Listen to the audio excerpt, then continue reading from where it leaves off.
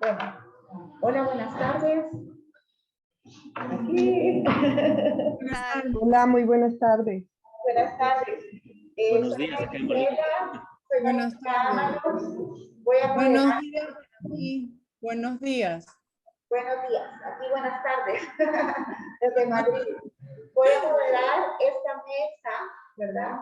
En donde pues vemos que hay un público, tenemos dos ponentes acá de España y luego ponentes veo acá de Latinoamérica, específicamente Sudamérica, ¿verdad? Quizás voy a hacer como profesora y voy a tomar la lista para ver que todos estemos acá y para también saber el orden de la presentación, ¿ok? Perfecto. ¿Está por aquí Carolina Calderón de Colombia? Sí, ahí está Carolina. Aquí estoy, sí, buenos Muy días. bien, gracias Carolina. Luego está Andrea del Carmen de la Pontificia Católica de Perú. Sí, acá. Perfecto, Presente. gracias. Y Nadia Rocío de la Universidad de los Andes Presente. de Venezuela. Aquí estoy. Bien, gracias. Josefina Muso de la Universidad Católica Boliviana de Bolivia. Yo estoy en nombre de la Universidad Católica. Josefina expuso el lunes y hoy día me toca a mí. Sergio Calderón es mi nombre. Me inscribió Josefina. Ok, Sergio Calderón. Josefina Sergio Muso, Calderón. escribió. Va. Sí. Sergio Calderón. Perdón, ¿hay alguien a quien no haya mencionado? Juan Diego, veo ahí. sí. Yo Hola. trabajo con Carolina Calderón. Somos de Colombia, de De la Manizales, Universidad de Caldas. de la Universidad de Caldas. Sí, señora. Va. Ok, entonces, Yo soy usted... ¿Sí? María Andrea Izquierdo, trabajo con Andrea de la Cruz en la Pontificia Universidad Católica del Perú. Perfecto. Gracias, María Andrea. Ok, bueno, solo les voy a recordar, bueno, les doy la bienvenida a todos. Yo soy Marisela Ábalos de El Salvador, pertenezco al comité asesor de la Bienal Iberoamericana de Diseño y en el año que no estamos en la Bienal, estamos en el encuentro de enseñanza. Así que para mí es un honor estar aquí con todos ustedes y para que compartamos pues las experiencias que ustedes tienen, que son muy, muy interesantes, y para compartir esto también con un público más amplio, ¿verdad? Incluso a nivel iberoamericano, porque ahora con la tecnología se puede.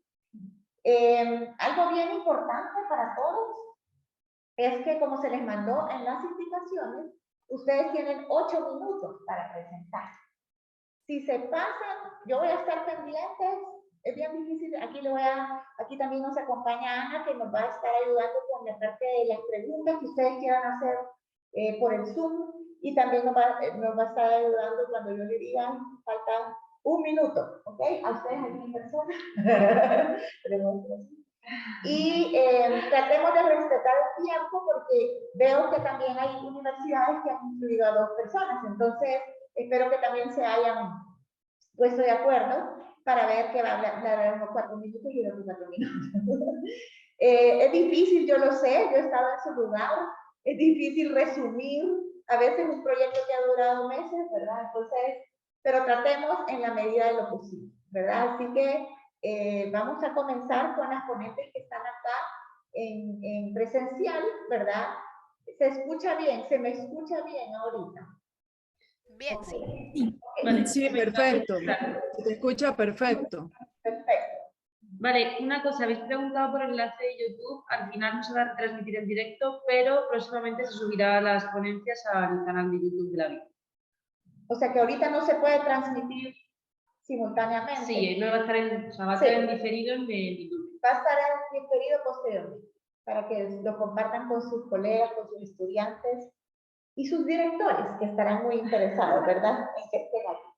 Bueno, vamos a presentar la primera ponencia. Nos acompaña María Magdalena Arquez Castelló, de la Escuela de Arte Superior de Diseño de Alcoy. ¿Dónde está? En Alicante. En Alicante. En Alicante. Muy bien, muy bien. Súper bien. De España, ¿verdad? Así que aquí está la presentación. El título es La programación creativa en el diseño gráfico. ¿Quieres pasar las diapositivas tú? O sea, si no si yo no cambiamos. Vale, perfecto. Sí, mi arma. Sí.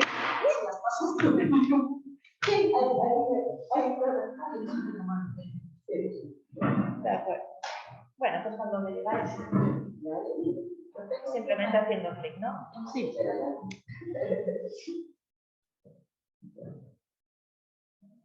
¿Podemos comenzar? Vale. Bueno, esto es un proyecto que nació en la Escuela de Arte Superior de Diseño de Alcoy, en el cual trabajamos los alumnos de cuarto de diseño gráfico, de una titulación superior. ¿Esto qué significa? Que ya tenemos un conocimiento previo, ya hemos trabajado en anteriores materias conjuntamente. Bueno, y venimos de un proceso, como todos sabemos, de COVID, que estaban trabajando un año desde casa, y este proyecto se hizo el año pasado en el aula, ¿no?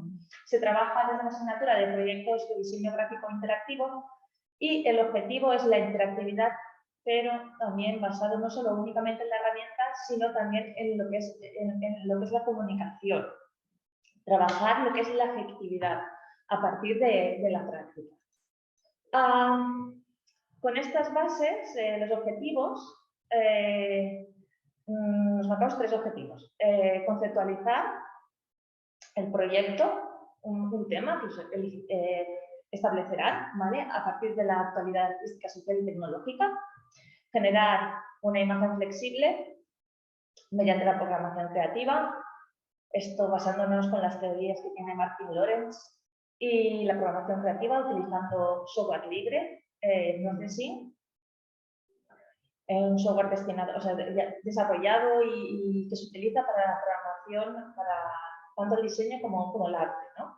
Y desarrollar colectivamente el proyecto mediante la metodología de co-creación, utilizando las bases de Alejandro Masferrer, que un poco nos comenta las pautas y las dinámicas por sesiones. Datos importantes y elementos y fases importantes del proyecto, ¿no?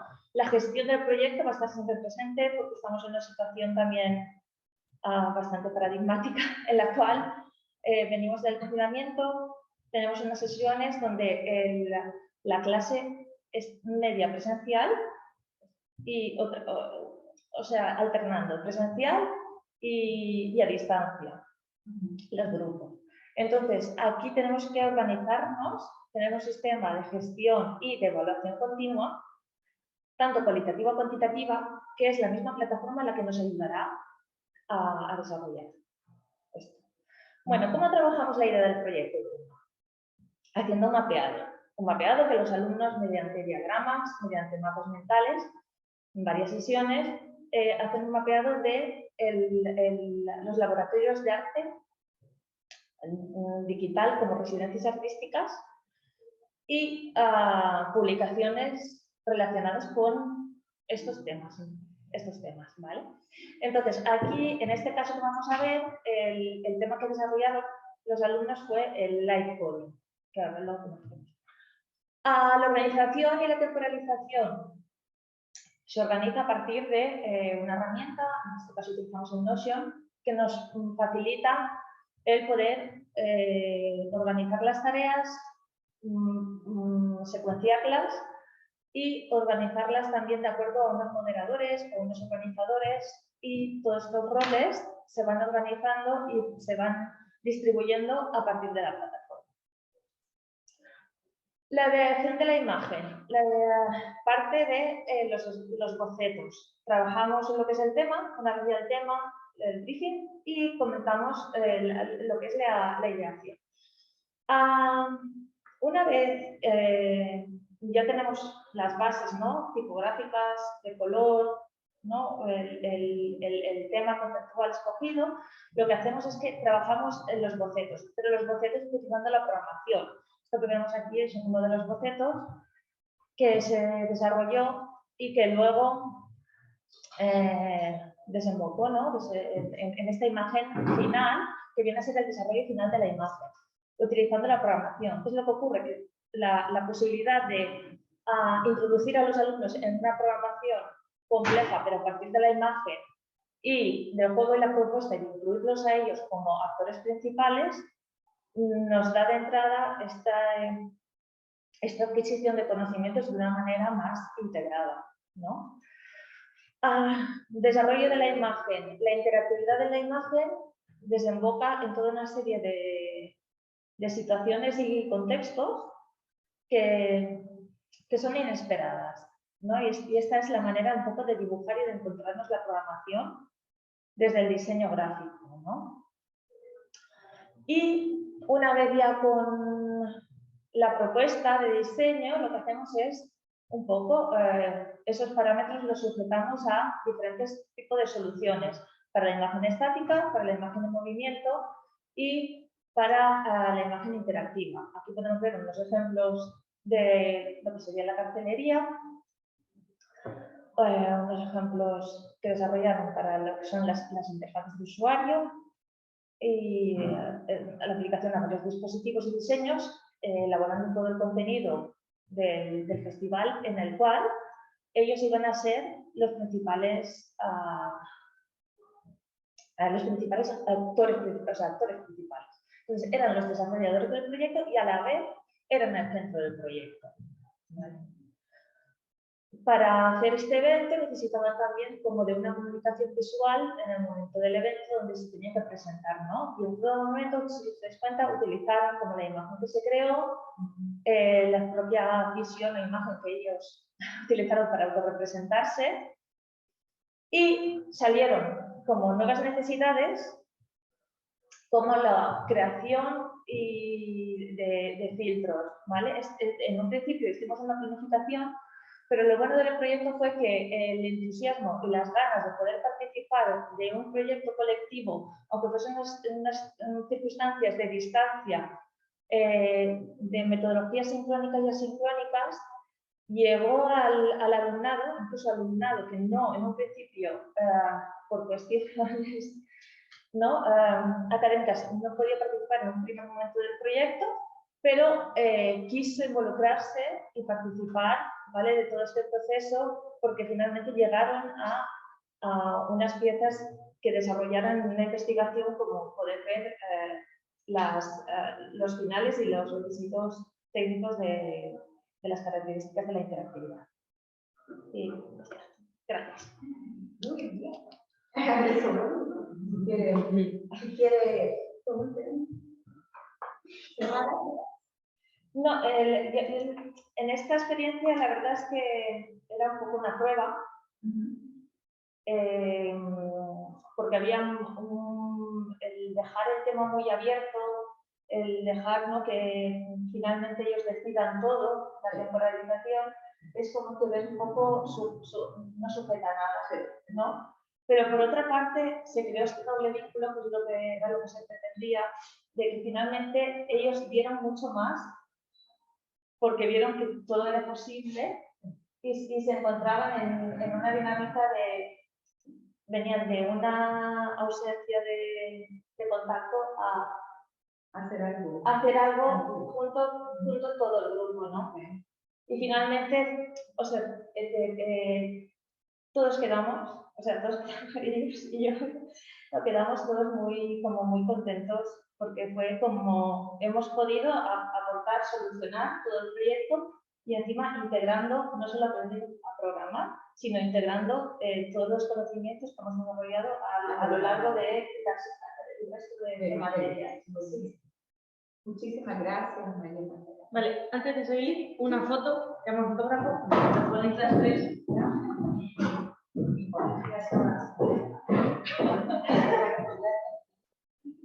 Solo nos van a tomar una foto acá.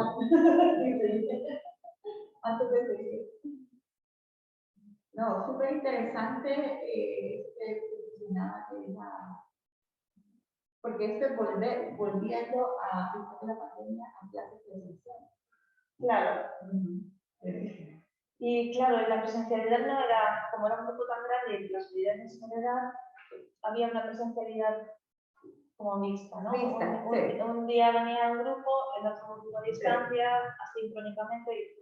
Pero bueno, gracias a la gestión y a la implementación, ¿no?, de herramientas de gestión de proyectos, ¿no?, y el empoderamiento también por parte de los alumnos. Es decir, bueno, queremos sacarlos adelante, vemos que es interesante, lo hemos propuesto nosotros mismos también y pudimos, bueno, porque es esto, porque quisiera. Sí. Vale. Perdón. ¿Nos ponemos de pie, por favor? Iba a hacer luego, pero Sí. vamos un tiempo. Se ponen aquí las tres. Vamos a recibir a Lorena Baeza Medina de la Universidad Camilo José Cela de España. Sí, de Madrid. De Madrid. Y aquí de casa. Sí, entonces, ¿cómo voy pasando? Con un clic. Con un clic, Con un voy clic. pasando, ¿vale? Yo ahí no se ve en la No, es un diapositiva. problema por Zoom porque siempre se va a cortar este lado un poco. Pues muy mal, porque no se van a ver las imágenes. Pero sabe cómo Ya le pasa a los diseñadores. Vamos a ver cómo qué pasa esto. Lo podemos ver. Solo mover aquí. Ahí, perfecto. Vale, bien. Perdón, le moví el mouse. Vale. Bueno, muchas gracias. Vale, pues diseñar con una piedra y un palo es una experiencia de enseñanza-aprendizaje acerca de la representación del movimiento según la técnica artística inventada por el artista sudafricano William Kentridge en su serie Dragon Ball Projection. Consideramos que esta actividad plantea una situación similar al reto de diseñar de modos sostenibles y trata de ver la sostenibilidad como una limitación liberadora. Vamos a hablar de 4 particularidades del arte de Kentridge. Primero, dibuja con carbón para animar. Entonces, las Drawing for Projection, dibujos para proyección, consisten en varias series de dibujos al carboncillo, a partir de las cuales el artista realiza películas. El mecanismo para desarrollar las animaciones se basa en un sistema de borrado y redibujado. Primero realiza un dibujo, lo fotografía, introduce cambios, borra y redibujo y vuelve a fotografiar. La sucesión de estas imágenes fotografiadas configura películas animadas. Las películas de Kentridge se hicieron sin guión y sin storyboard o animatic. Es decir, se trata de registrar sin planificar. Cada primer dibujo se justifica por el despliegue de imágenes, conexiones y ideas que vienen después a medida que se avanza. Los borrados realizados para generar el movimiento dejan huellas que son el testimonio del proceso y del paso del tiempo. Este registro, atendiendo a las 2 acepciones de la palabra proyectar, es lo que se proyecta en forma de película, pero sin haber sido proyectado, esto es diseñado. Kentridge, en estas animaciones, encarna el do it yourself frente al profesionalismo del don't try this at home. La filosofía punk del do it yourself condujo a los jóvenes de los 70 a tocar sin tener ni idea, diseñar sin saber tampoco, por ejemplo, usando fotocopias y recortes de prensa para sus trabajos gráficos, y también, llegado el caso, a coser con imperdibles o, como hacía una amiga mía, a maquillarse con ceras. Este lema punk implica un elogio del amateurismo, en la línea de Marcel McLuhan, que decía que el amateur puede producir desarrollando su conciencia total y su percepción crítica de las normas fundamentales. El profesional tiende a clasificar y especializarse, a aceptar sin crítica las normas principales del ambiente, del cual está satisfecho y del que no tiene conciencia. El experto es el hombre que se queda eternamente en el mismo lugar. Kentridge valora el medio analógico. Y como decía Milton Glaser cuando se preguntaba si son los ordenadores el diseño lo que microondas a la cocina, pues Glaser decía que cenar precocinados mirando la tele en lugar de cocinar con ingredientes frescos está bien de vez en cuando, pero si se hace todos los días, pues deja nuestro paladar hábito de nuevos sabores y experiencias. Lo mismo pasa con el ordenador, ¿no? En palabras de McLuhan, el diseño por ordenador y la animación comercial tienen un carácter ambiental muy profesionalizado y estéticas muy reconocibles y un tanto austeras, precocinadas, que atienden a valores secundarios como la nitidez, la uniformidad del trazo, el estereotipo del cuadro, ¿no? Aquí vemos una imagen de la Cenicienta de Disney, donde la línea está absolutamente limpiada para que sea muy nítida, y sin embargo en 101 Dálmatas, como Disney estaba pensando en dedicarse a los parques y pasar de la animación porque era muy cara, dejó que se vieran las huellas del dibujo de los animadores, ¿no? Aquí en la manga de cola.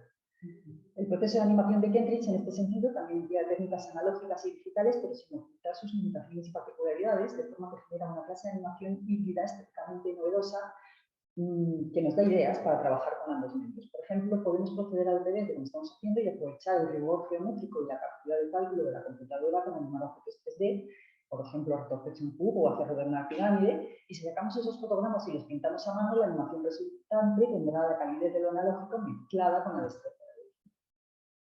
Experimentación y sostenibilidad. El arte de Kentridge tiene un componente experimental en el sentido de que inventa unas limitaciones para realizar sus películas. Como el novelista que decide escribir un relato sin usar la letra E, por ejemplo, como Mondrian, que usaba solo los colores primarios y las líneas ortogonales, jamás curvas o líneas infinitas. Las limitaciones que el artista experimental establece resultan liberadoras porque le obligan a pensar en un campo dotado donde no se distrae por posibilidades que no le interesan. Del mismo modo, el diseñador podía adherirse feliz al principio de la sostenibilidad, como el artista las condiciones de su exploración estética. En nuestra práctica valoramos con Kentridge más que la corrección del dibujo y el guión, diseñar con una piedra de un palo, es decir, de modo amateur, moviendo con medios tecnológicamente avanzados piedras telefónicas de silicio, trazos realizados con una técnica prehistórica, que es la del palo de mano. Y también tratamos de diseñar con fluidez, por eso no dibujamos figuras que hacen cosas, sino movimientos, ¿no? Entonces, en el fondo tratamos de alcanzar una alfabetización visual para la comunicación digital, a través del análisis de las animaciones de Kentridge, pero sobre todo al realizar una propia de esas características, los estudiantes aprenden las posibilidades expresivas del movimiento y pueden emitir mensajes más complejos. En este sentido, es necesario tener claro que en el particular modo de animar stop motion de Kentridge, cada fotograma equivale a un papel con un dibujo donde se desarrolla el plano, entendido como serie de cambios que generan un movimiento. También conviene saber que un movimiento de cámara, como el que nos llevaría a ver, por ejemplo, esta escena del tren que se acerca, visto desde arriba, recogería varios planos de movimiento, no solo el del tren y los personajes, también el que afecta al paisaje por el movimiento de la cámara. Entonces, los travelings para nosotros serían una secuencia de planos y por lo tanto nos llevarían a emplear distintos papeles. Digamos que el sistema de Kentridge es cerrado. Entonces, el primer fotograma de la animación y el último, el paisaje o el entorno permanece constante. En este primer fotograma, en este primer cuadro del plano, el tren se está acercando y aquí, y en el último estaría todo negro porque el tren pasa por delante, ¿no? En los cuadros intermedios se resuelve el problema de si el tren atropella al arte o si el arte abstracto lo va a hacer. Kentridge nos enseña que la animación 2D es apta para registrar movimientos que transcurren delante de la cámara fija, ¿no? Por eso las animaciones de cuando éramos pequeños había muchas persecuciones, ¿no? Mientras que para las animaciones 3D, pues una vez que ya te has tomado la molestia de hacer un entorno 3D y los personajes posicionados en él, resulta mucho más fácil hacer traveling de la cámara hacia la vista. Por eso es necesario acostumbrarse a pensar en las connotaciones discursivas del medio elegido para no trabajar en contra. Porque qué sentido, por ejemplo, tendría dibujar a un Miller en 3D si siempre los vamos a ver pasar de perfil desde la izquierda hasta la derecha. ¿Por qué vamos a dibujar desde atrás? Igual que qué sentido tiene la publicidad no sostenible, pudiendo, por ejemplo, enviar postales reciclables o reutilizables, como si es que las plantas en un cesto y sale una planta, ¿no? Entonces, animar con una piedra y un palo reflexiona sobre qué aporta el arte a la educación. Concluimos que lo artístico contribuye a desarrollar el pensamiento crítico y creativo, a fomentar el interés por la experimentación como un medio para crear limitaciones liberadoras y de concebir lo sostenible como la menos opresiva de todas ellas, educar el gusto por el arte como medio para imaginar conversaciones saludables en las redes, más allá de la transmisión de contenidos analfabetos, porque las personas son capaces de emitir mensajes audiovisuales suficientemente complejos que les permitan construir una voz. Fomentar el interés por la estética analógica ayudará a entender a los productos digitales como algo más cercano y adaptable.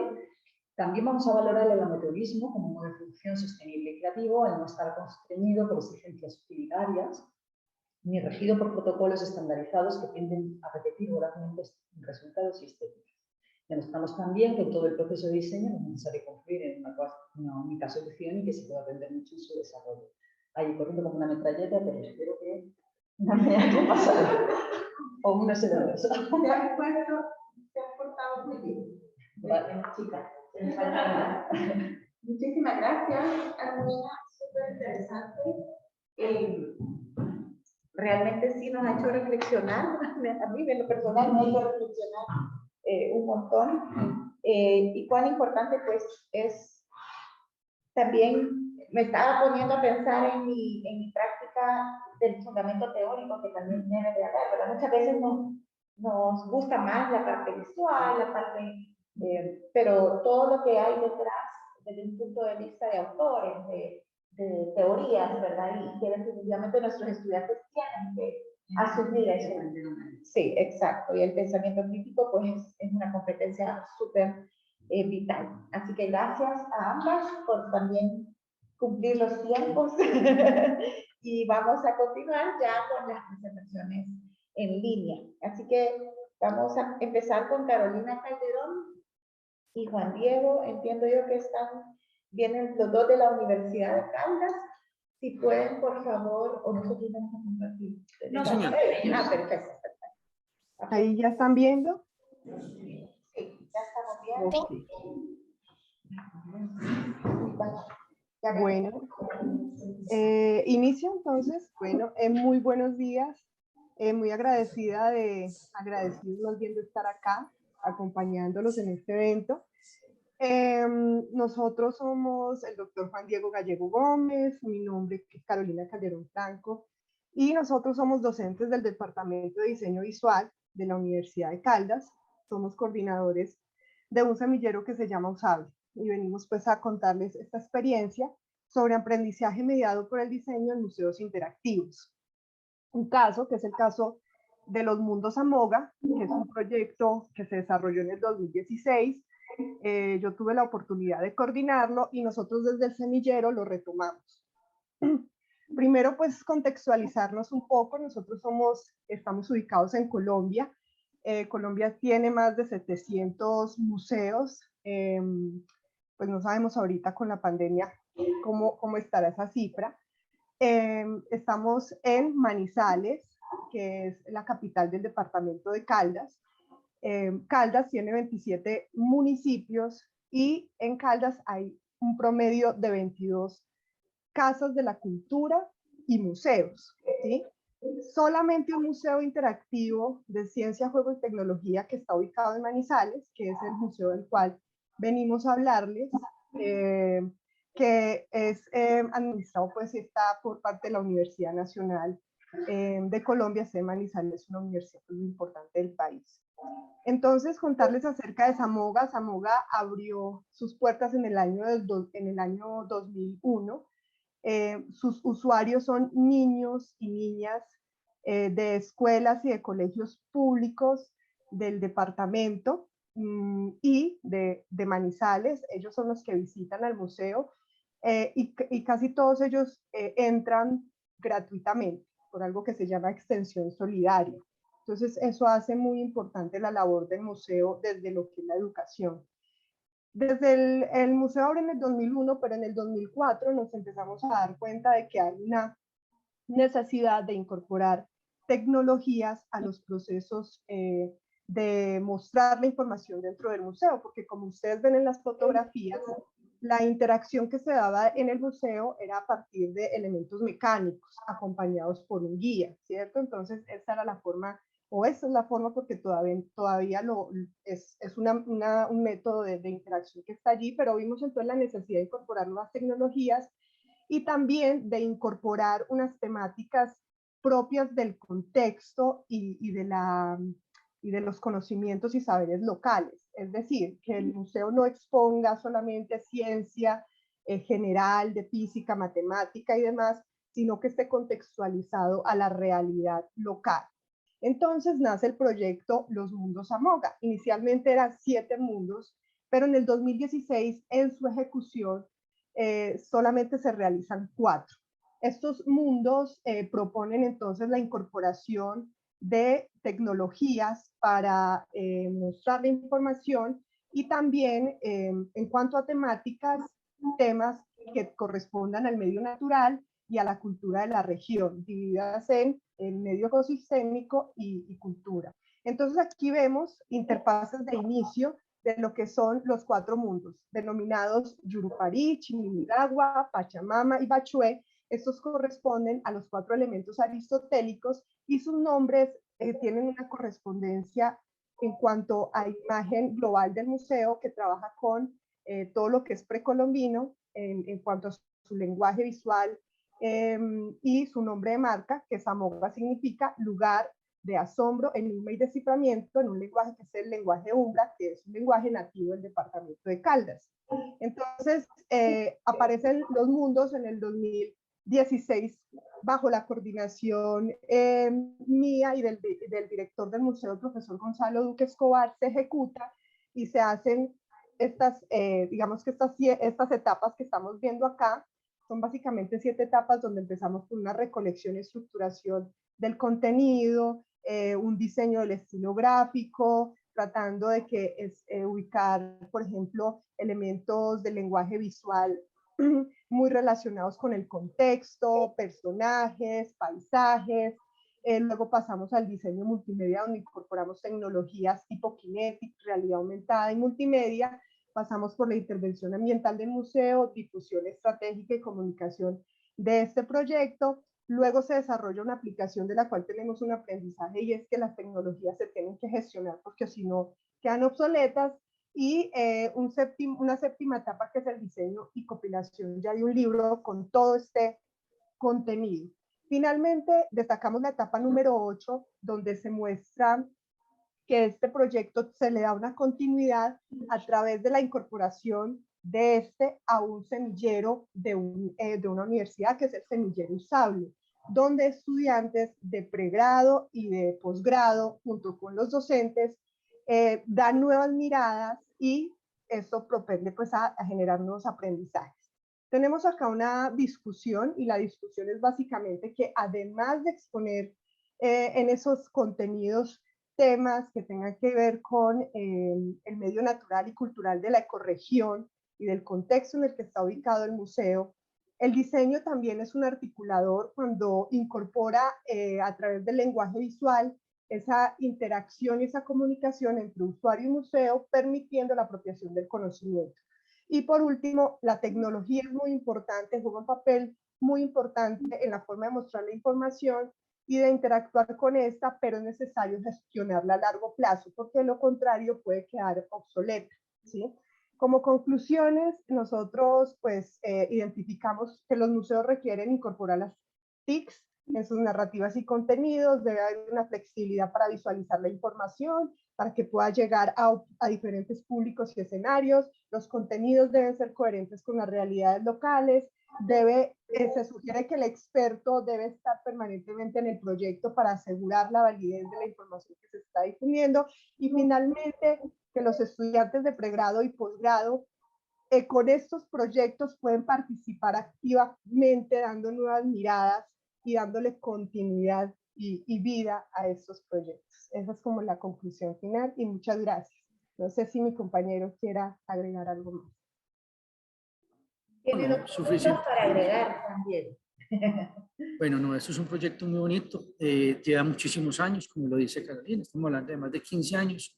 Carolina ha sido desde que fue estudiante y egresada de diseño visual, hizo su práctica allí, y este proyecto ha crecido prácticamente por ella, ¿sí? Entonces, pues, es un trabajo muy largo, con muchos problemas económicos, porque pues el tema que cuando tiene que hablar de presupuesto es muy difícil en nuestros países, donde la cultura queda de último. Entonces, ha sido un trabajo a pulso, pero no, quería solamente felicitar a Carolina.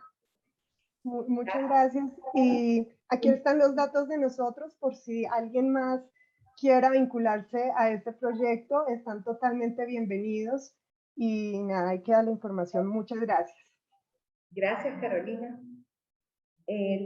Más adelante también los que estamos escuchando pueden anotar sus preguntas. Aquí las pueden decir verbalmente, pero en el chat también ustedes pueden escribir en el chat de Zoom por cualquier duda que salga a partir de las presentaciones. Así que muchas gracias, Carolina y Juan Diego. A ustedes, gracias.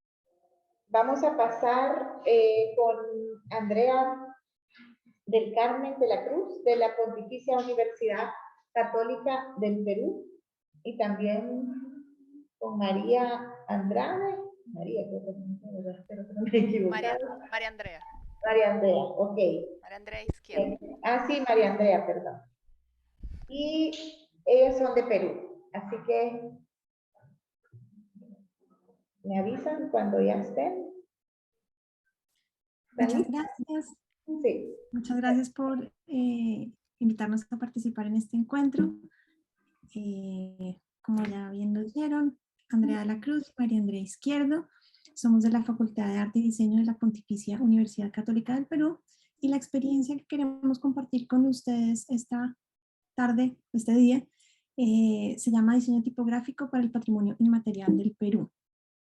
Esta idea surgió, nosotros en el Perú llevamos ya 2 años de clases completamente virtuales, y en el marco de este contexto en el que los estudiantes no pueden hacer trabajo de campo, no pueden salir a tomar fotos, a tomar apuntes, pensamos en ponerle un reto, no trabajar desde el diseño, desde la investigación visual, que era lo que tradicionalmente trabajábamos en este curso, que era sintetizar elementos visuales, sino más bien ver cómo podían los estudiantes crear a partir de eso que no ven. Y eso que no ven fue las manifestaciones incluidas en la lista de Patrimonio Cultural Inmaterial de la UNESCO.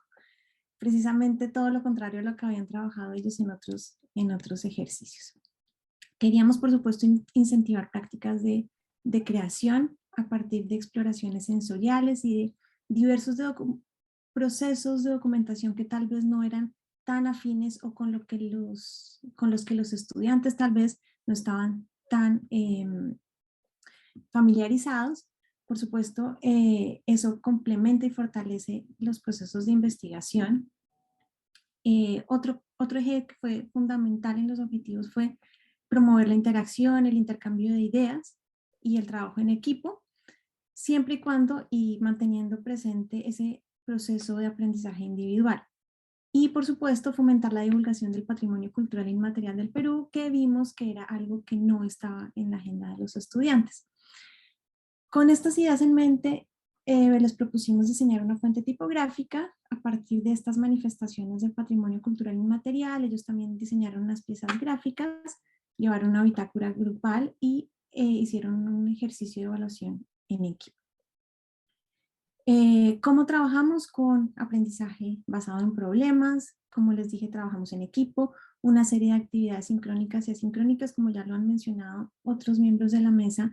La organización fue clave y usamos herramientas e instrumentos de evaluación.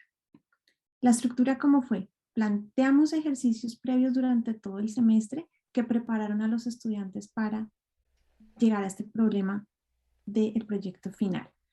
Ellos mismos crearon los grupos, seleccionaron el tema de la lista, designaron roles, y esto fue clave porque no queríamos que se superponieran y que se repitieran trabajos.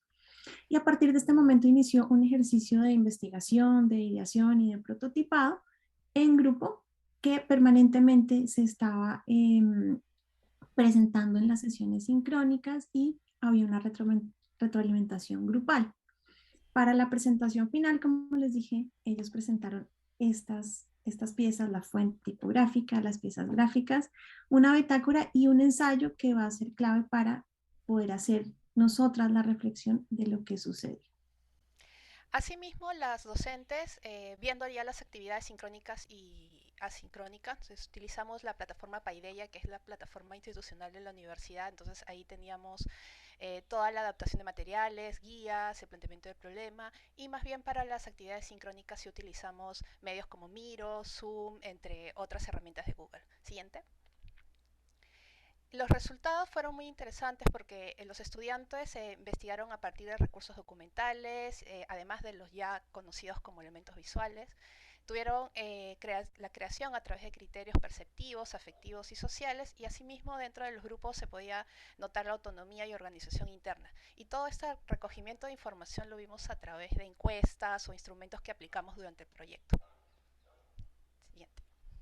Entre los resultados hicimos una pequeña selección que demuestra cómo los estudiantes realmente se documentaron usando otras fuentes. Por ejemplo, Arak, inspirada en los rezos cantados de Shuba, se inspira en el ritmo y en los volúmenes de estos rezos cantados, es decir, estamos haciendo una exploración en función del sonido.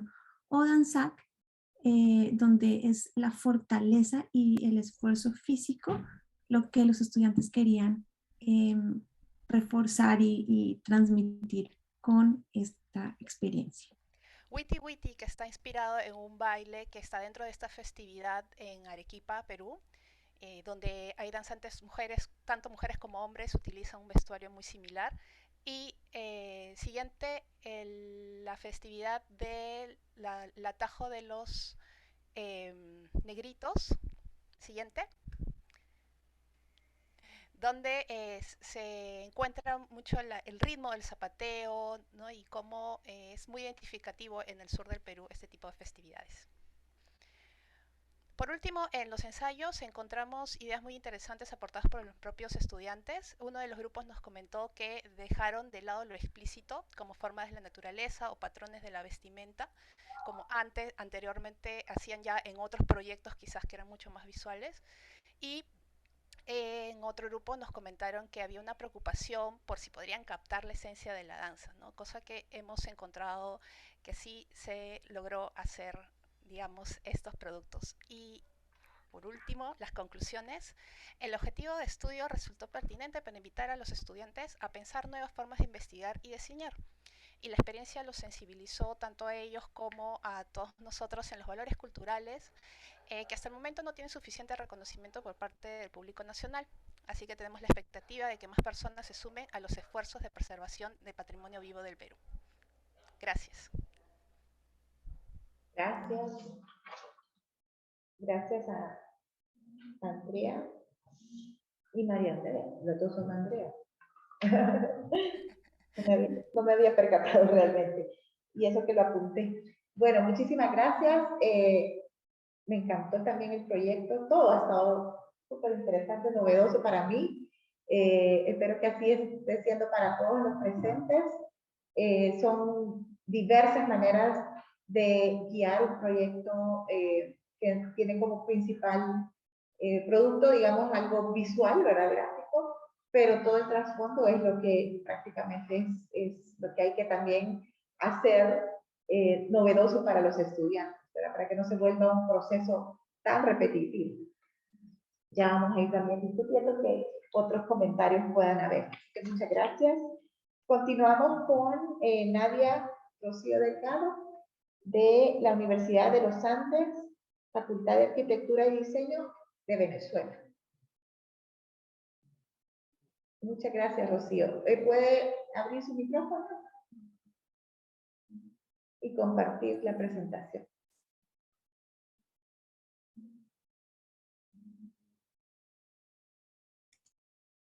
Ahí está. Muy bien.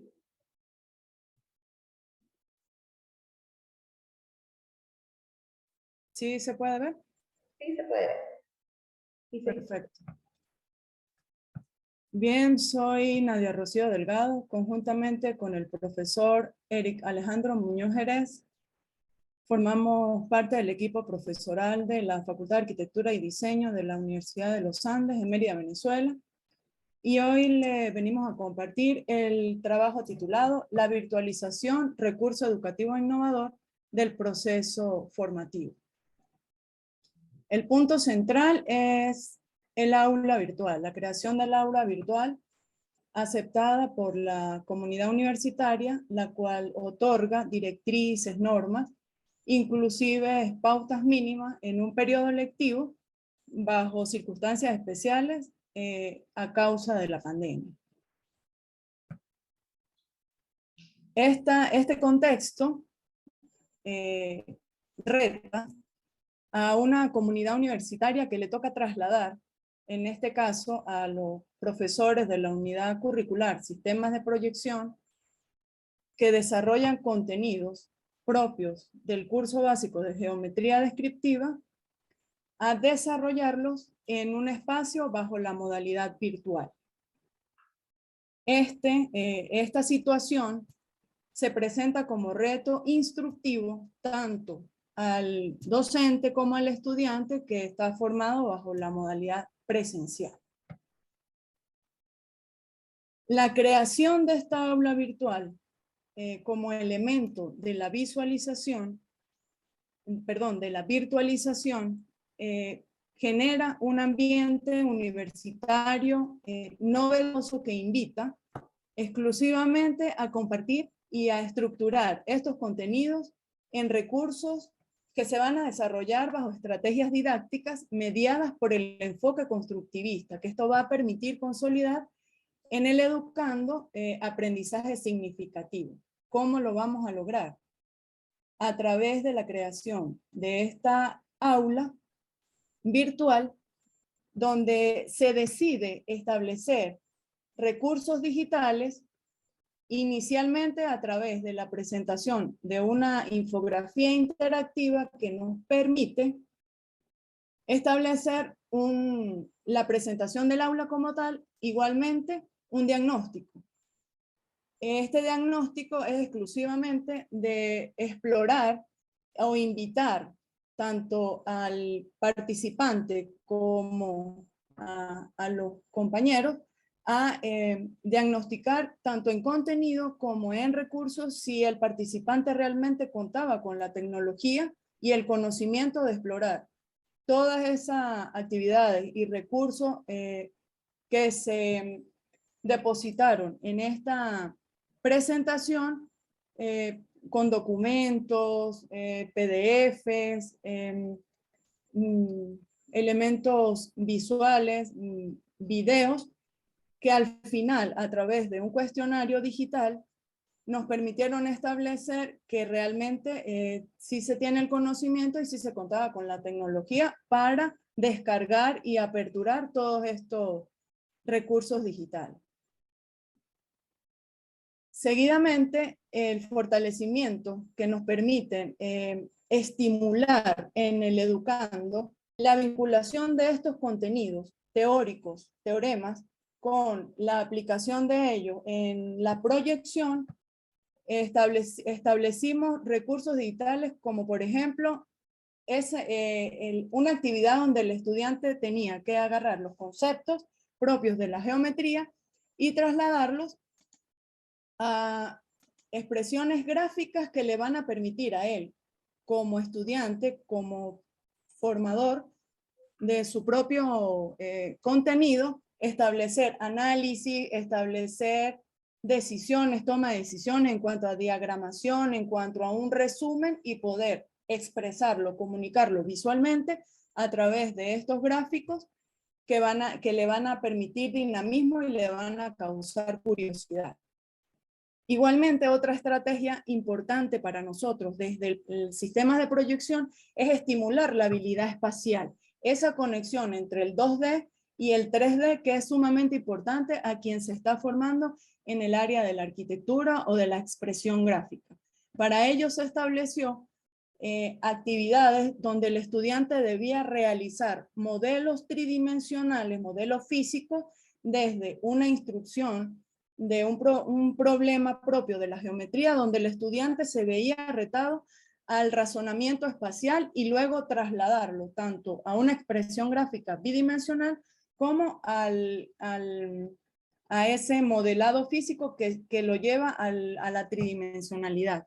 Lo debía comunicar a través de fotografías y a través de un video explicativo donde ellos expresaran lo que allí habían desarrollado.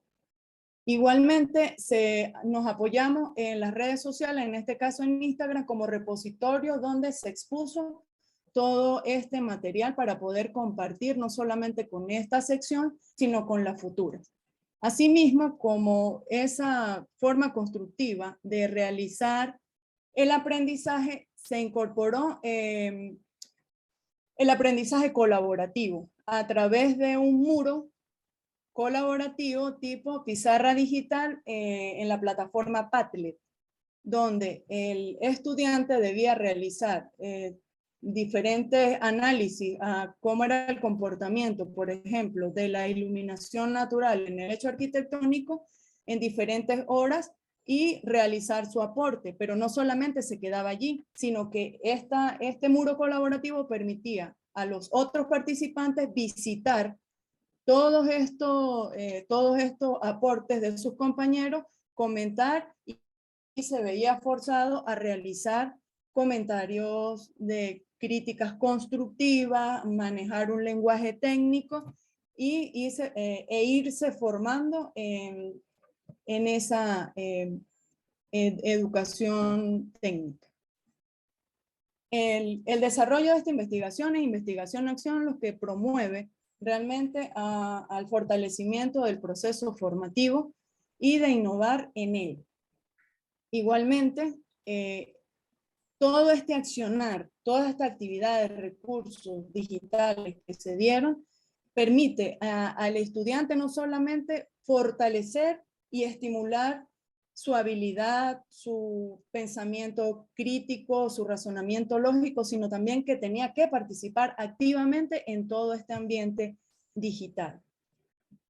En conclusión, para nosotros, este reto que significó la construcción de esta aula virtual, de trasladar contenidos propios de la geometría descriptiva a ambientes digitales que se otorga realmente en este periodo lectivo por la presencia de la pandemia y que nos forza a una separación física, no hay un distanciamiento en sí del contenido de la formación participativa del estudiante y de los participantes, tanto del tutor, sino también que permite estimular dinámicamente a través de toda esta dinámica digital la estimulación de la habilidad espacial, percepción espacial, razonamiento, todo esto que es tan necesario para la persona que se está formando en arquitectura.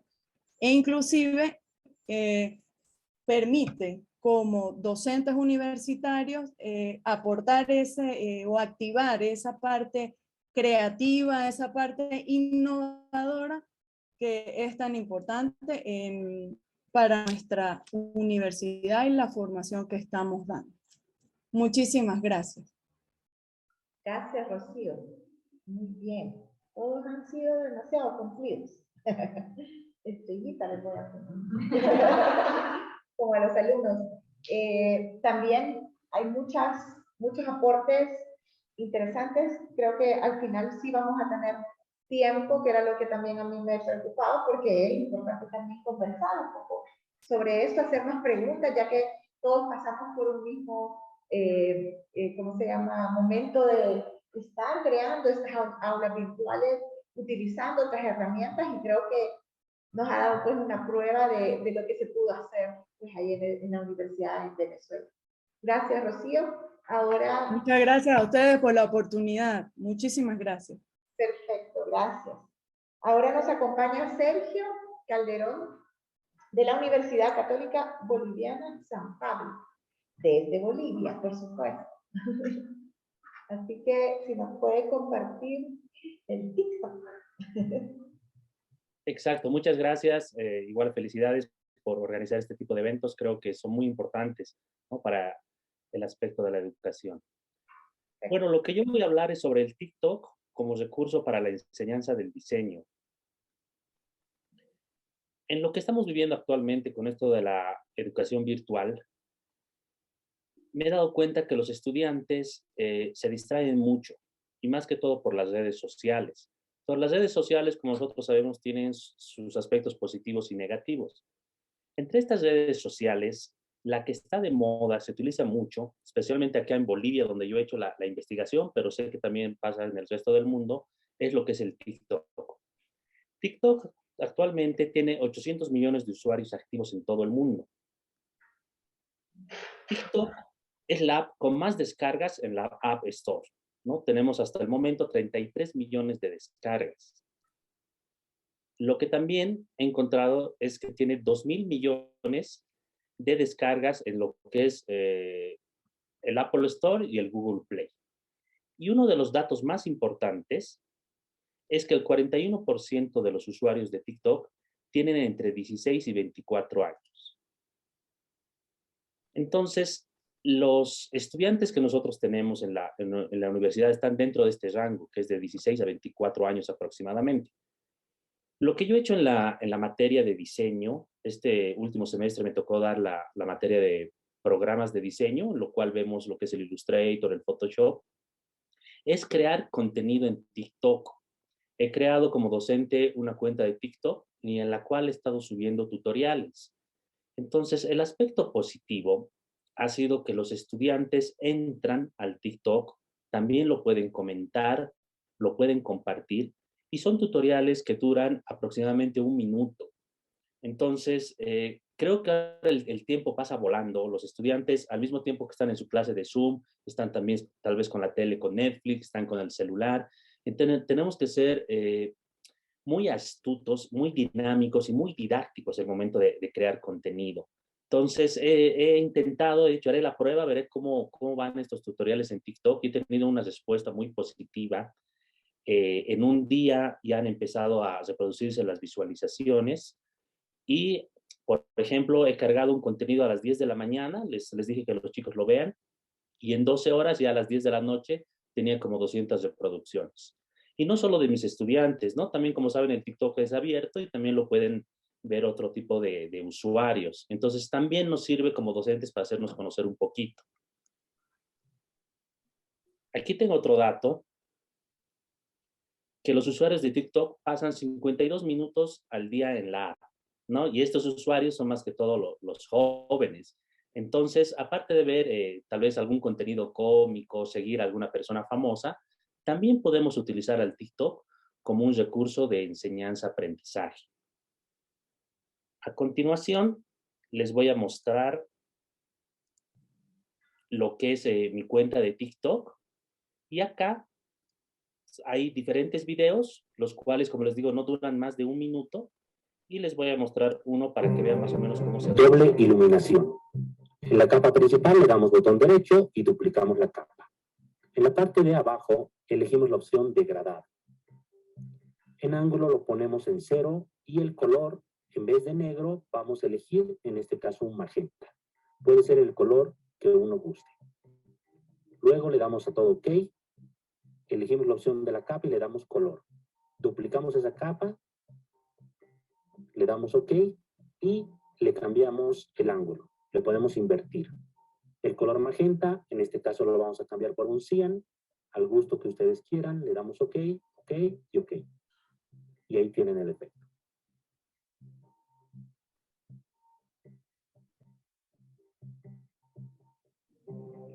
Doble iluminación. Como han podido ver, es un video de 1 minuto, entonces trato de no pasarme para que tenga varios videos y los chicos lo puedan compartir, lo puedan opinar. Y como conclusiones, el momento ya del examen o de una práctica que tenemos, se ha visto los resultados, ¿no? Que los chicos han podido hacer el efecto. Otra ventaja que tienen es que estos videos de TikTok lo pueden descargar, entonces lo tienen en su celular o en su computadora y lo pueden ver las veces que ellos quieran. Considero, y también les digo a mis colegas, que pueden usarlo como un recurso. No todas las redes sociales hoy en día son un camino, un método muy importante y muy poderoso, más que todo en los jóvenes, y me gustaría que también lo apliquemos en el contexto de la educación. Eso es todo, gracias. Gracias, Sergio. Ahora sí, un aplauso para todos. Eso. A la sala de a la par, que cada ponencia fue aplaudida. Disculpen que yo me fui directa, pero sí, felicidades a todos. Tenemos un buen tiempo para conversar, por lo menos una media hora, si ustedes gustan, si ustedes tienen tiempo también. Ellas que están acá, no sé si ustedes tienen tiempo, no hay ningún problema. Aquí estamos. Por si tienen preguntas, las pueden hacer a través del micrófono o a través del chat o de aquí en vivo también. Así que, no sé, ¿quién quisiera romper el hielo? Comenzar. Bien, ¿qué lado de la pantalla?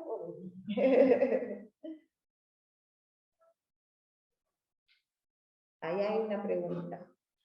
María Andrea. Sí, yo tengo una pregunta para Carolina, que me dejaste con una inquietud al final cuando compartiste las redes y que nos dejaste abierta la posibilidad de ponernos en contacto para colaborar. ¿qué tipo de colaboraciones han pensado ustedes en algún tipo de colaboración específica que de pronto podrían hacer con otra universidad o con otras disciplinas? Claro que sí. Mira, María Andrea, pues en este momento hay que ser sinceros, ¿cierto? Es una realidad que los museos carecen, digamos que de un músculo financiero grande. Casi todos hacen gestiones por proyectos. Y hacer la gestión por proyectos no es fácil porque tienes que competir, tu proyecto tiene que estar muy bien organizado. Bueno, después el museo no tiene una infraestructura económica, pero nosotros desde la universidad tampoco podemos dar dinero. Entonces lo que hacemos es trabajar con los estudiantes y con los tesistas, los que están finalizando su posgrado. Por ejemplo, en diseño, en el departamento de diseño visual, hay un doctorado que es sobre creación. Entonces, trabajamos con estos estudiantes y ellos se vinculan y lo que tratamos de hacer con ellos, que creo que sería algo replicable con otras universidades, ya sean profesores o estudiantes que quieran vincularse a nosotros a través del semillero, es darle continuidad al proyecto de los mundos, ajustándolo, dándole nuevas miradas, utilizando nuevas tecnologías. Entonces, eso es lo que hemos venido haciendo y podría ser esa posibilidad de que se sumen y continuemos dándole vida al proyecto para que este pues no muera, porque esa es la realidad, eso es lo que estamos haciendo, inyectándole vida a través de los estudiantes que con sus ideas nuevas, con sus miradas. Entonces, por ejemplo, hace poco un grupo de estudiantes que estaban finalizando diseño y dijeron, bueno, ¿qué tal si hacemos una aplicación de realidad aumentada para Facebook o para Instagram, donde las personas se puedan tomar una fotico y se vistan de los personajes de los mundos? Todo eso sirve porque todo eso mueve el proyecto de los mundos, lo hace visible y de esta manera pues la gente se anima a visitarlo.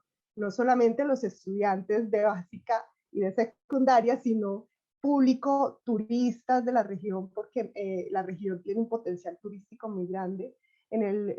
Si no estoy mal, en el 2011 la UNESCO da la designación de paisaje cultural cafetero como patrimonio. Entonces todo esto está vinculado a los mundos. Nosotros lo que hacemos es tratar de visibilizar la realidad local a través de este proyecto y creo que una mirada de fuera del país sería muy útil. Entonces por eso están bienvenidos. Si se quieren vincular, las puertas están abiertas y esta sería la forma.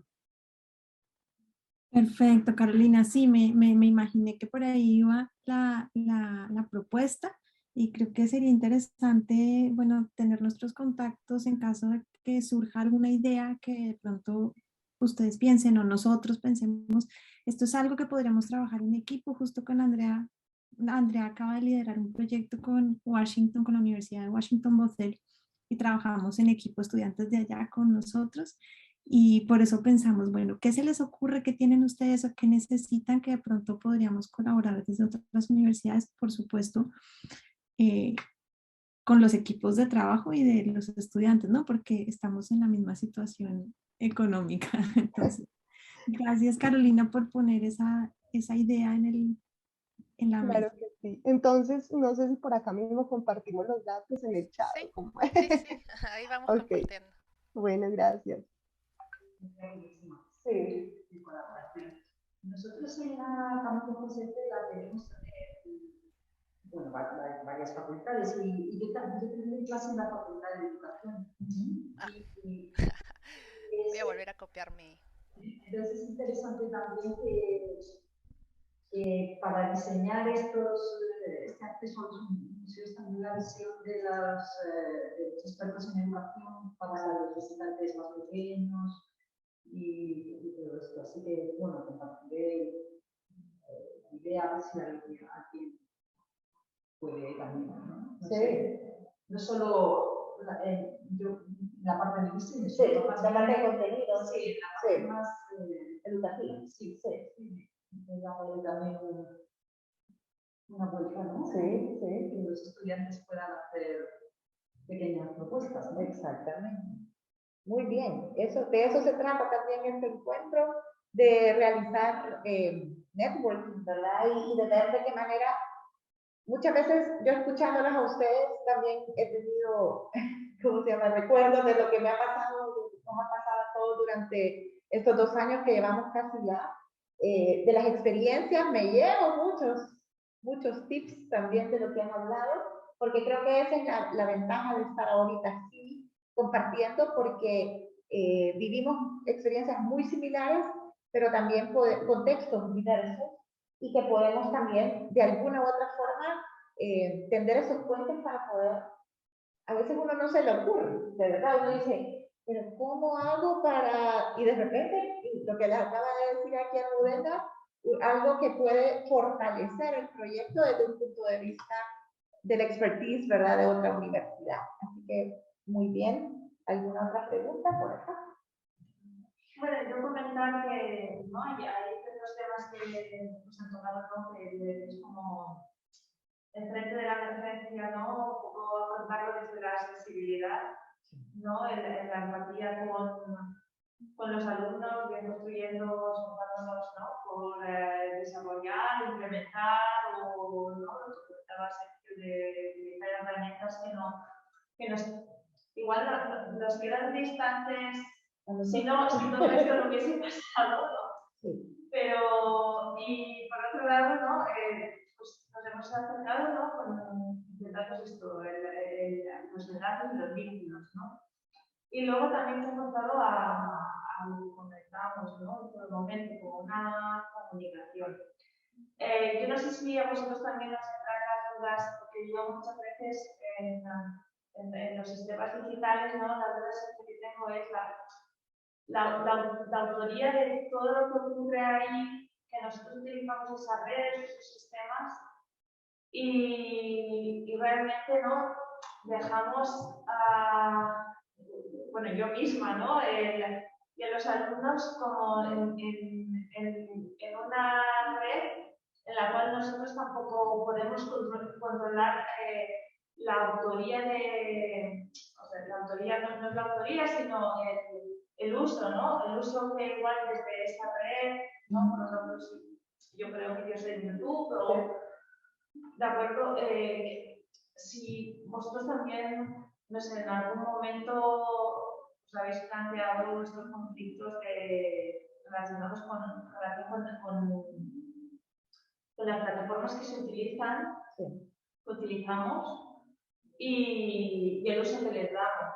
Si yo, por ejemplo, tengo contradicciones con esto. No sé si... Ahí Sergio levanta la mano. Dinos, Sergio, ¿qué opinas? Bien, a ver, más que una pregunta, primero una opinión. Creo que felicito a todos mis colegas, y esto de la virtualidad nos da la ventaja en este caso de poder escuchar las cosas que están haciendo en otros países. Y mi consulta hacia ustedes es, todo lo que hemos visto hoy día, en esta semana, ¿dónde vamos a poder después encontrar los resúmenes?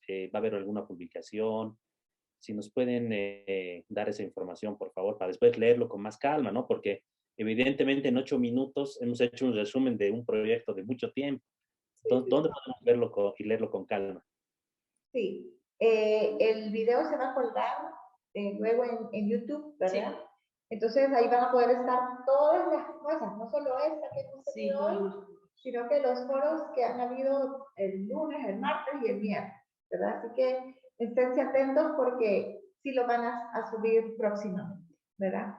Y luego, pues ahí también en la página del encuentro están los contactos de todas las universidades, qué universidades están participando y algún contacto, tal vez, no sé si todos directos, pero sí el correo institucional donde pueden también abocarse a alguna universidad que ustedes necesiten. ¿Ok? Gracias. Bueno, no sé si alguien quisiera comentar lo que nos acaba de consultar, esta inquietud que tiene María Magdalena. Ahí María Andrea. Muchas Marías. Sí, creo que ese comentario que justo acaban de hacer ustedes, creo que es bien pertinente para Sergio. Yo en realidad iba a comentarles que además de las memorias de este encuentro, nosotros en la PUC tenemos una exposición virtual.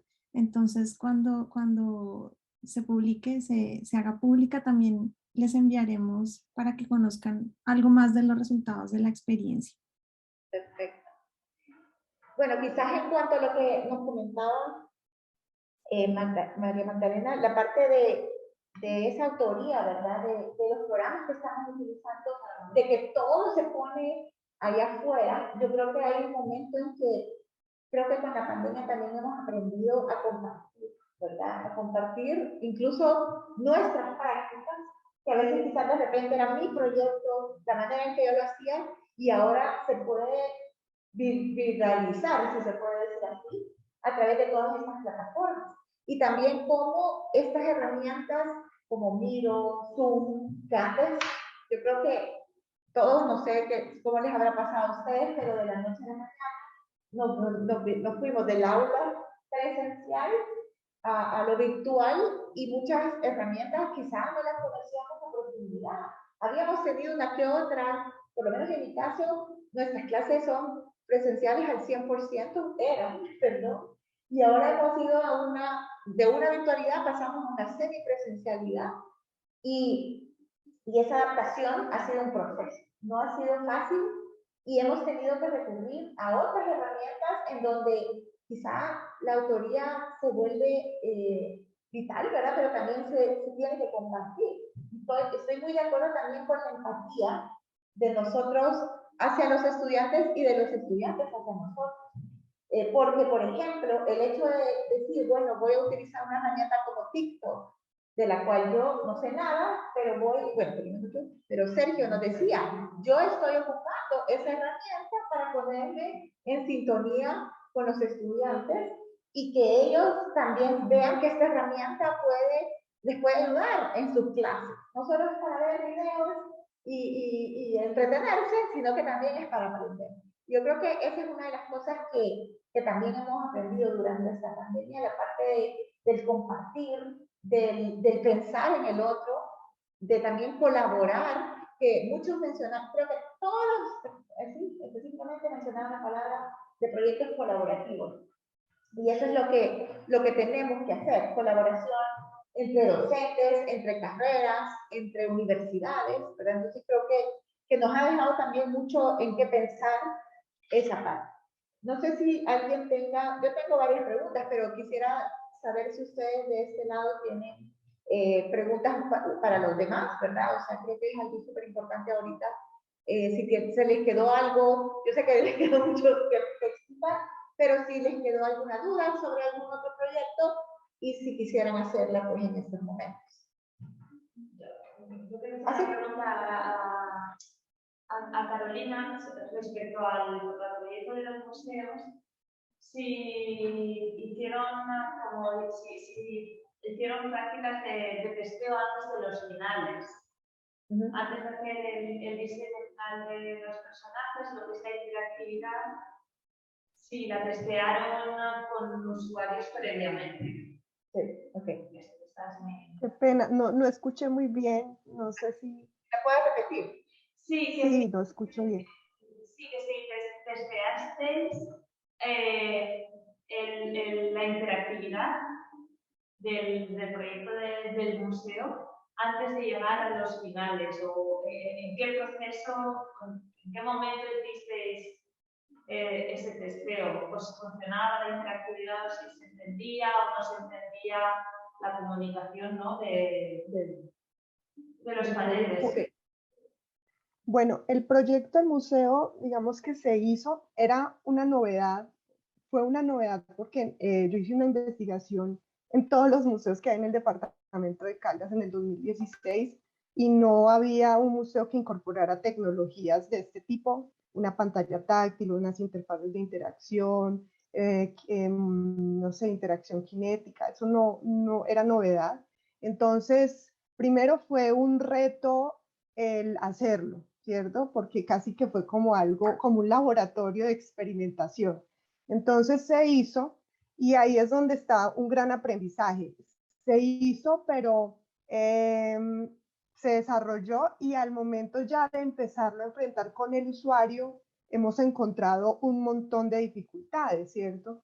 esas dificultades nos han llevado a entender que, por ejemplo, si bien la parte del lenguaje visual ha contribuido enormemente a bajarle la complejidad a las temáticas, nos falta depurar muchísimo más porque son niños, ¿cierto? Entonces, su atención se pierde fácilmente si no les llama la atención o si no ven resultados rápidos acerca de la interacción que están haciendo. Entonces, lo que hemos venido haciendo es detectar esas problemáticas, incluso en ese proceso de detectar las problemáticas, los estudiantes de diseño han sido muy activos porque hay cátedras, por ejemplo, diseño de interfaces, es una cátedra que se da diseño visual. Entonces, en esa cátedra decimos, vamos a hacer una evaluación heurística de este módulo, el módulo, no sé, de Yurupari, que es el mundo del aire. Entonces, los estudiantes van, hacen encuestas, observación, toman datos y revisan en qué está fallando. Todas esas evaluaciones que han sido después de estar ejecutado y puesto ahí en marcha, nos dan la opción de generar como más proyectos y dar solución a través de esos proyectos de las problemáticas.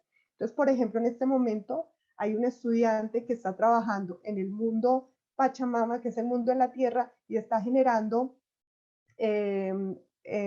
pequeños videos audiovisuales de ciertas temáticas de ese mundo, ¿sí? Entonces, ha sido como en la puesta en marcha. Por eso yo pienso que el gran aprendizaje también es que cuando un proyecto es muy fuerte en la temática que va a exponer, da para que sea un proyecto a largo plazo, no se agota porque van saliendo cosas, mostremos esto de esta manera, y definitivamente la parte visual contribuye enormemente a que el aprendizaje sea significativo. Como les digo, son temas que son de personas de, no sé, de posgrado, temas complejos, pero los hemos tratado de llevar a su mínima expresión sin que pierda esto, digamos que la calidad del mensaje que se quiere dar. Entonces, creo que la respuesta es que hemos venido en la marcha identificando los problemas, tratándolos de ajustar, y la tecnología nos ha ayudado, pero también nos hemos dado cuenta que pensar la tecnología como la solución a todo nos trae la dificultad, y es que la tecnología va quedando obsoleta muy rápido, ¿sí? Entonces, cotizamos un televisor de un tamaño súper grande hoy y al otro día ya sale el que es más grande que ese. Entonces, como ser muy realistas en que la tecnología nos ayuda, pero no puede ser el todo, ¿sí? Es simplemente un canal para mostrar la información, y entre más flexible sea la forma en cómo se muestre la información, mucho mejor, porque puede adaptarse fácilmente a esas nuevas variaciones tecnológicas. Entonces hemos venido tratando de generar esas evaluaciones a medida que vamos usando pues todo este proceso de creación. Bueno, al respecto de todo esto, yo he visto, bueno, por lo que veo que nos estamos todos lanzando a hacer un montón de contenidos para red, o sea, de contenidos virtuales, contenidos que utilicen nuevas tecnologías, por esto que hemos tenido que la enseñanza asíncrona o virtual. En nuestra facultad pues generamos unos scores, o sea, unos temas que ellos estudian y luego ya vienen a clase y tenemos un lenguaje común supuestamente. Pero yo lo que veo es que estamos generando contenidos un poco a ciegas, en el sentido de que también hay contenidos específicos que se transmiten mejor en presencial. Un poco lo que yo hablaba en la presentación, que no es lo mismo un carbón y luego meterle el poquito tecnológico que solo sintético todo, ¿no? Entonces, en casi todas las innovaciones son cosas para enseñanza virtual, para todo esto. Entonces, por mi experiencia, yo he visto que muchos alumnos, bueno, sobre todo en edades adolescentes y tal, han perdido el año casi, porque no, la atención es muy... cosa que la enseñanza presencial también tiene sus ventajas, ¿no? Que deberíamos pensar en lo que es mejor en un medio y lo que es mejor en otro. Exacto.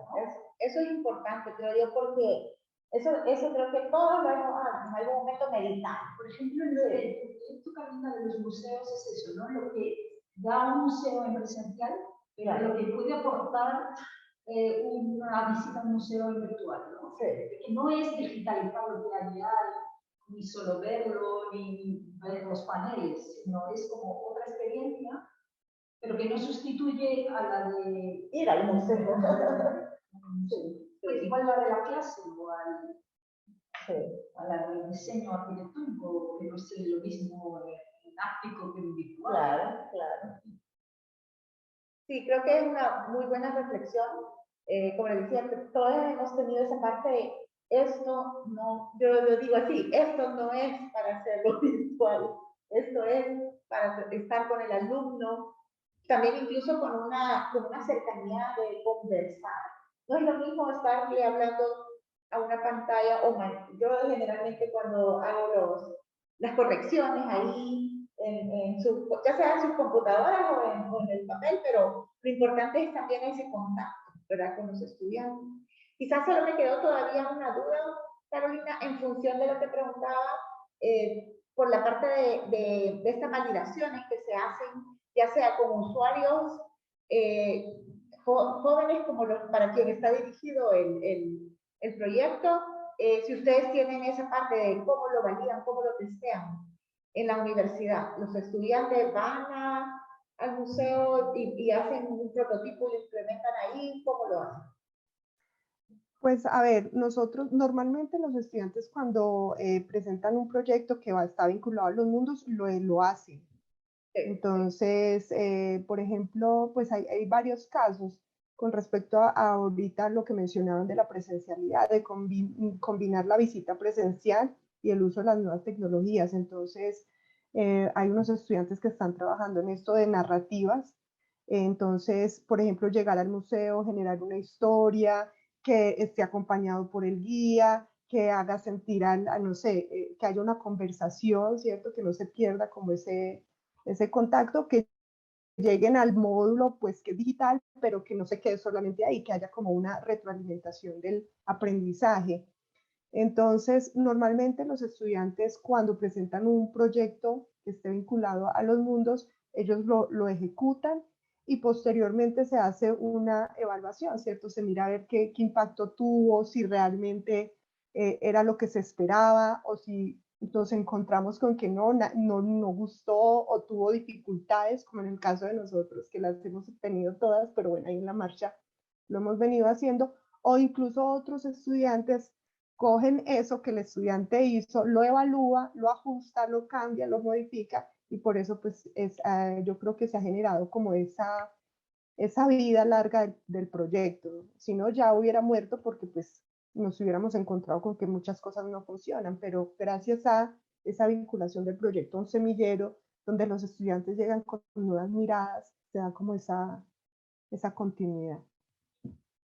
Yo tenía una consulta para quien quiera contestarlo.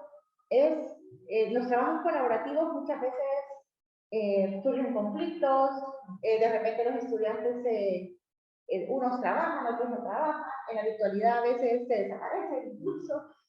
¿Cómo evalúan ustedes esta parte del seguimiento o si hay una coevaluación entre las partes, ¿verdad?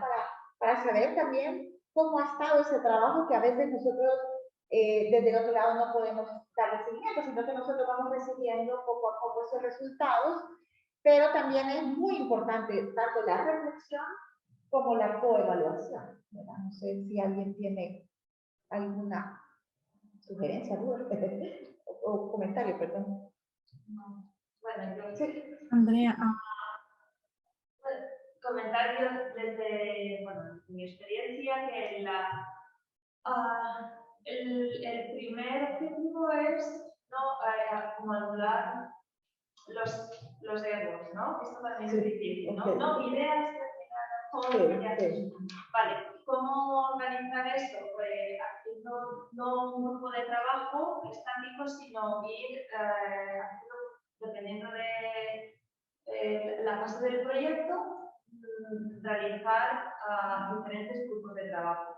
Entonces, los grupos van cambiando, los roles van cambiando, entonces el proyecto se difumina y finalmente el proyecto viene a ser un proyecto de todos. Claro. Y ahí ya es donde aparece, ¿no? Cuando ya esto desaparece, ¿no? Y realmente ya es cuando la gente ya quiere participar. ¿No? Porque todo realmente se ha difuminado. ¿No? Porque a veces, si no es mi idea, ya la desentiendo o algo así. Claro. Porque después ya voy colaborando por algo común. Claro, porque ya no se sabe de quién es de todos, ¿no? Y luego también el dar responsabilidades, pero sabiendo que tú vas a tener esta responsabilidad y luego esta responsabilidad la va a tener otro compañero. Sí. Entonces, el saber que tú vas a tener testigo, pero luego va a pasar ese testigo a otro compañero, esto también desarrolla la responsabilidad. Sí. Entonces también fuerza que los compañeros mutuamente tengan una relación de reciprocidad. Todo esto, yo, ¿dónde lo puedo ver? ¿No? Aparte de las evaluaciones y los procesos no evaluativos donde oralmente se hace seguimiento del proyecto, en lo que es la gestión del proyecto, hay toda una serie de actividades que se tienen que documentar y esta documentación en todo momento aparece quién la documenta y quién hace las aportaciones. Entonces, por un lado tenemos las valoraciones cuantitativas y cualitativas, ¿no? Por el tipo de contenido y por las veces que ha hecho intervenciones y la calidad de esas intervenciones, ¿no? Ok. Súper. Gracias. Sí, algo que quería agregar justo a lo que comentaba mi compañera expositora es que en nuestro curso, por ejemplo, con María Andrea, lo que hacemos es exactamente lo mismo, ¿no? Tenemos un planteamiento de roles que los chicos van viendo según sus capacidades dentro del proyecto y también hay una planificación de actividades, ¿no? Entonces, a veces también el papel del diseñador no es quedarse solamente en uno, sino de repente van rotando como comenta, pero a veces no es porque ellos lo planeen de antemano, sino porque la misma necesidad del proyecto así lo exige. Y nosotras más bien lo que ayudamos ahí es plantear 4 criterios, por ejemplo, importantes para que ellos vayan midiendo durante el proceso qué tanto están aportando dentro del grupo o qué pueden mejorar, porque creo que siempre es bueno que ellos reflexionen un poco de lo bueno que están haciendo, pero también de lo que puede mejorar más adelante.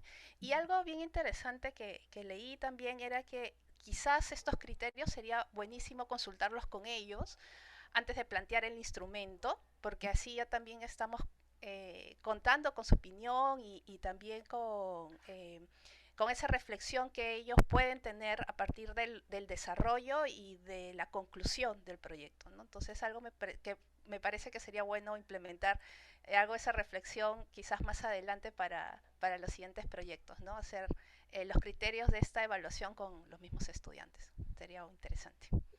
Sí, súper. A mí me resultó, es una experiencia negativa. Tuve un intento de coevaluación de los alumnos sobre esta cuestión de las participaciones y de los trabajos y fue, bueno, fue bastante mezquino y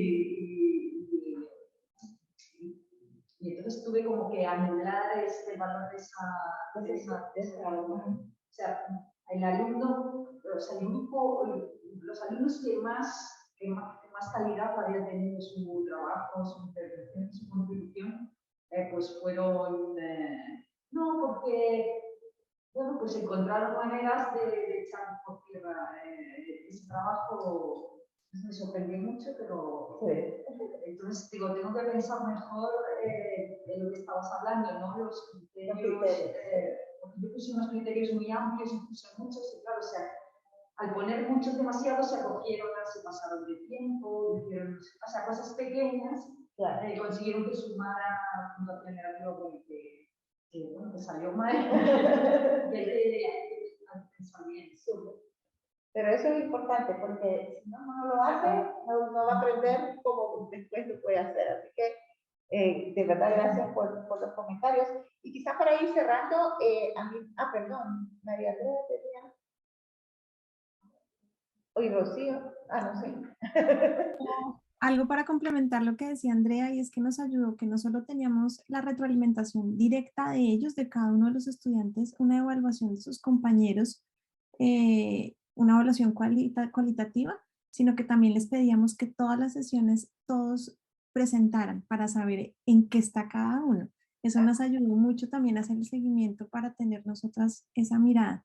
Y lo otro es que el trabajo en equipo nos ha permitido hacer proyectos un poquito más ambiciosos. Entonces, le apostamos a eso porque si trabajaran ellos solos podrían hacer un ejercicio, un proyecto pequeño, pero cuando trabajan en equipo potencian todas sus habilidades y pueden hacer muchísimo más, y a mí eso me ha gustado mucho de los proyectos, particularmente en la PUC. Súper. Gracias. Rocío, ¿tenía un comentario? Sí, evidentemente apoyada en todo lo que hemos escuchado. Lo más fuerte es hacer el seguimiento, porque en este ambiente pues tiene que haber muchísima atención de todos los detalles que han mencionado. Entonces, el reto aquí que se presenta es hacer ese eje que no permita desviar, en el caso de nuestra asignatura, que es de gran contenido teórico, pero de gran explicitación gráfica. Entonces era mantener la atención constante de que no se fuese a dispersar. Entonces, evidentemente, el tema de la evaluación pues lo hace aún más arduo. Okay. Eso es lo que quería agregar. Gracias. Bueno, solo para ir cerrando, si alguien quiere comentar, alguien mencionó la bitácora.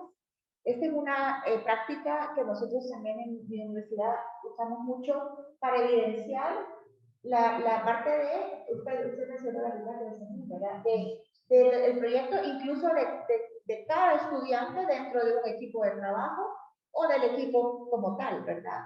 O sea, para nosotros eso es algo que les hacemos a los alumnos, pero cuesta mucho a veces, porque ellos prácticamente se quedan con el principio y el final. Y lo del medio, que es lo más importante, no se documenta. Incluso nosotros también como docentes, ¿verdad? Estamos a veces, no documenté todo esto. Estas prácticas de presentar a otros nos obliga a documentar lo que hicimos, ver los pasos que pasamos, y creo que esa es una práctica que deberíamos de adoptar siempre, ¿verdad? ¿Quería comentar? No. Sí, bueno, yo hago un símil que es como la felicidad, ¿no? Cuando estás feliz, no te das cuenta que estás feliz, y cuando pasa, dices, no, es que, pues un poco viene a ser lo de documentar el proceso, viene a ser un poco, bueno, por mi parte, la misma sensación. Sí. La verdad es que, por ejemplo, en el proyecto que trabajamos, que os he enseñado, hay desajustes. Hay desajustes en la imagen, si miras el kerning, miras ciertos elementos de desajustes. Porque continuamente hay, ¿no? Lo que estábamos comentando, ¿no? Hay una evaluación, hay un reajuste, se vuelven a documentar el proyecto, pero la persona o el equipo que vuelve no es el mismo. Claro, no es el mismo, o no ha consultado la última versión. La última versión, ¿no? Y estos desajustes de documentación y revisión, sí. Bueno, yo creo que es bueno, es el paso del profesionalizador, ¿no? Un poco también que tienen nuestros estudios, que es coger, aprender a coger, y dinámicas es parte del proceso de aprendizaje. Sí. Y a mí me parece muy, o sea, lo ves y dice mal, pero es como, es una parte también muy interesante, porque es ahí donde se llega al final y ellos mismos han dicho, es que tienen razón, sí. ¿No? Tienen razón. La bitácora es un punto determinante a la hora de que el proyecto llegue a feliz término, sí, exacto. Porque ahí también uno va viendo el avance y puede regresar y puede rectificar. Sí, ¿alguien más por ahí? Bueno, yo les agradezco, de verdad, me ha encantado estar aquí, me llevo muchos aprendizajes, han sido proyectos también bien diversos, por lo tanto, creo que esa retroalimentación ha sido buena para repensar cosas que estamos haciendo, que vamos a hacer en el futuro, y que, pues, definitivamente la educación va a seguir mientras también nosotros tengamos esa también ganas, ¿verdad? De siempre dar lo que tenemos, pero también siendo empáticos, como hablamos, ¿verdad? Y creando estos ambientes colaborativos, porque los estudiantes, de verdad, como decía alguien por ahí también, trabajan mucho mejor, porque así es la vida real, ¿verdad? No vas a ir a trabajar a un lugar, les digo yo a mis estudiantes, tú solo, ¿verdad? Vas a trabajar incluso con gente de otras disciplinas que ni te van a entender, entonces tienes que hacer el esfuerzo por integrar, ¿verdad? Así que yo les agradezco, bueno, como les decía, van a estar subiéndose pues estas pláticas, estas conversaciones en el YouTube, así que gusto en conocerlos a todos y gracias por estar aquí. Les saludo desde Madrid hasta Sudamérica. Desde Lima. Un gusto conocerlos a todos. Un abrazo fuerte desde Colombia. Bueno, gracias. Bueno, desde Mérida, Venezuela, un placer y bueno, encantada de compartir. Gracias, igual. Sí. Chao. Buenas días, buenas tardes, buenas noches. Ya no sé cómo están. Bueno, muchísimas gracias a todas y a usted por su ayuda también. Su lapicero.